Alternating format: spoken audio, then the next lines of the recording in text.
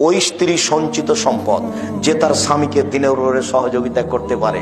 স্বামীকে বলছে, দেখুন আমার পুরো জীবন আপনার জন্য প্রস্তুত, আমার একটা কথা শোনেন, দেখেন আমার একটা কথা শোনেন, আমি না খেয়ে ভাত নিয়ে রাত্রি 12টা পর্যন্ত বসে থাকি আপনার জন্য।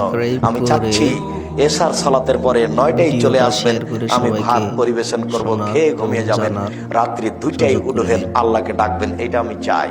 ওই স্ত্রী সঞ্চিত সম্পদ, যে স্ত্রী বলতে পারে আমি আমার জীবনকে আপনার 2 পায়ের নিচে বিলিয়ে দিয়েছি, সবসময় আপনার সেবা করতে প্রস্তুত। আমার একটা কথা শোনেন, আপনি যেন টিভিদার ল্যাংটা মেয়ে কোনোদিন দেখিয়েন না, আমার একটা কথা শোনেন, আমার পুরো জীবন আপনার 2 পায়ের নিচে বিলিয়ে দিয়েছি, আমি আপনার সেবা করে দিন কাটাতে চাই, আপনি আমার একটা কথা শোনেন, আর কোনোদিন সিগারেট খায়েন না।